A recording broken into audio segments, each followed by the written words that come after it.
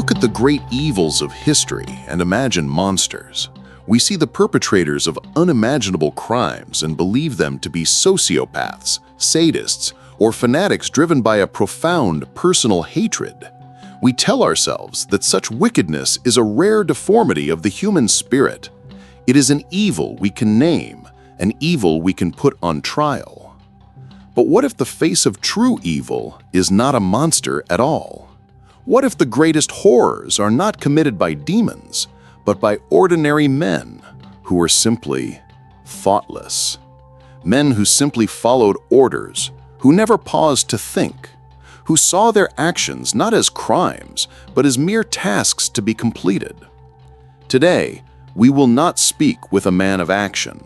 We will speak with a philosopher who was brave enough to challenge our very definition of evil, and in doing so, offered one of the most chilling and important lessons of the 20th century. She was a woman who fled totalitarianism, and whose report from a courtroom in Jerusalem revealed a truth more disturbing than hate itself, the terrifying power of a mind that simply stops thinking. Brief biography of Hannah Arendt. Hannah Arendt was born in 1906 in Hanover, Germany, into a family of secular, assimilated Jews.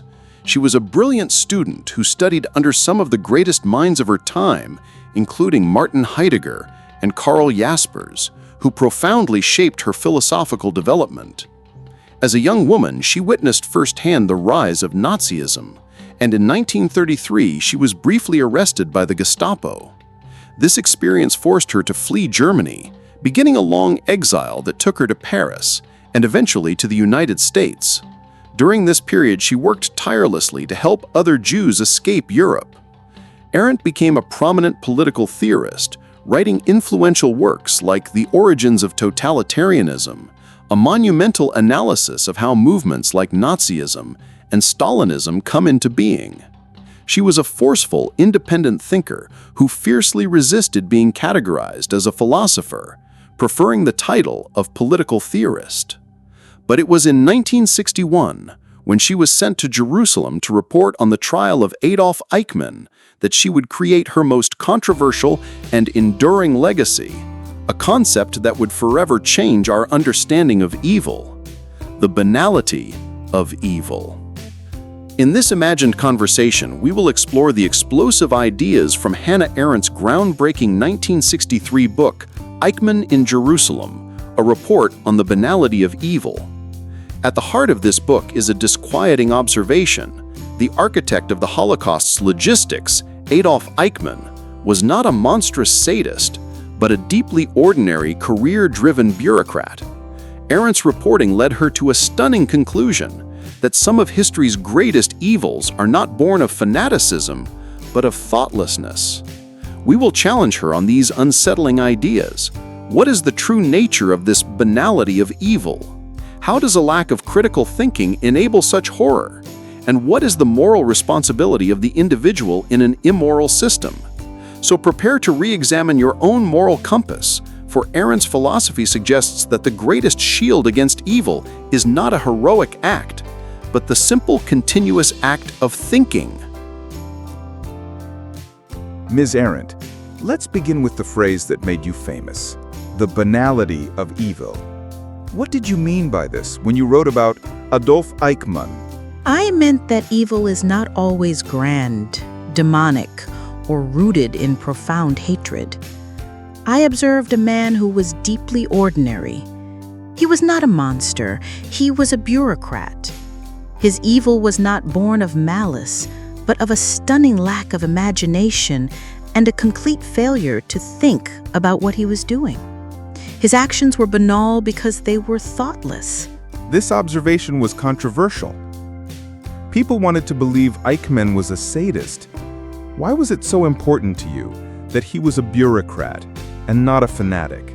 To see him as a monster is to remove him from the human race. It makes him an exception, a lesson that can be safely put away. But to see him as an ordinary man who simply stopped thinking, a nobody, is terrifying. It suggests that any one of us, in the right circumstances, could be capable of such things. The greatest evils in history are not born of profound evil, but of a vacuum of thought. So for you, the core problem with Eichmann was not hatred, but a failure to think. Precisely.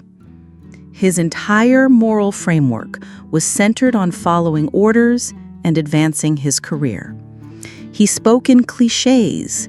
He was unable to articulate a single thought that wasn't a pre-packaged phrase. He was not thinking about the consequences of his actions for his victims. He was only thinking about his role in the system. You argue that the act of thinking is a moral act. Why is this so? Thinking is a continuous inner dialogue between myself and myself. It is a process of self-reflection and questioning. When we are truly thinking, we are not just accumulating facts. We are making judgments. We are considering the perspective of others. It is this inner conversation that prevents us from simply following orders without question. So a person who stops thinking is a person who has lost their inner moral compass. Yes. The thoughtless person is like a person who has lost their home. They have no inner space to retreat to, no inner conversation to check their actions. They are at the mercy of the prevailing winds of society, of public opinion, of the commands of their superiors. They have lost the ability to judge for themselves. You once wrote that thinking makes us unfit for society. What did you mean by that? The person who thinks is always questioning, always a little bit out of step with the crowd. They are not content with simple answers.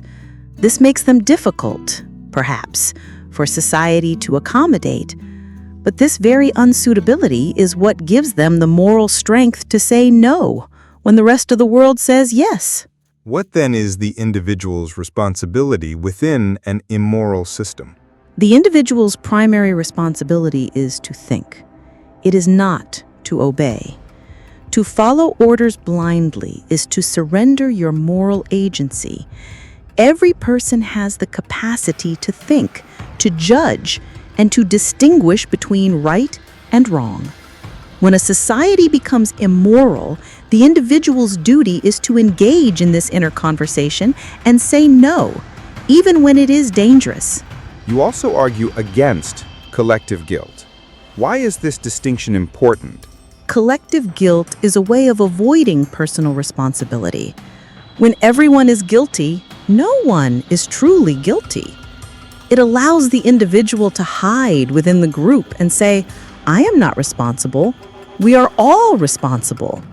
This is the opposite of thinking.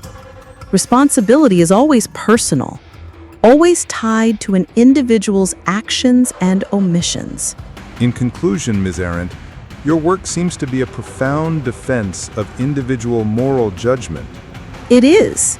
My work is a defense of the individual's right and duty to judge for themselves. It is a warning that our greatest danger does not come from a monstrous evil, but from the simple failure of ordinary people to use their minds. Ms. Arendt, in our modern world, we see a new kind of social and political polarization, often driven by the rapid spread of misinformation and emotional appeals online. Is this a new form of thoughtlessness? Indeed. The technology has changed, but the vacuum of thought remains.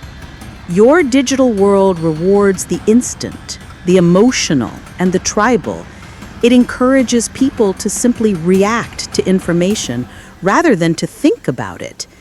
It creates echo chambers where the inner dialogue is replaced by the outer shouting of the crowd. This is a very fertile ground for a new kind of banality, where individuals lose their ability to distinguish fact from fiction and right from wrong, because they have lost the habit of thinking for themselves. Hannah Arendt's work, sparked by the chillingly ordinary face of Adolf Eichmann, forces us to re-examine our most basic assumptions about evil. She teaches us that the greatest atrocities are not always the result of a demonic will to destroy, but can be the outcome of a simple moral laziness, a refusal to engage in the inner dialogue of thinking and judging. Her legacy is a powerful and unsettling defense of the individual. She reminds us that our moral obligation is not to blindly follow an ideology, a leader, or a social consensus, but to use our own minds. To think is to create a space for morality in an immoral world. Arendt said, "The sad truth is that most evil is done by people who never make up their minds to be good or evil. And so we must choose to think."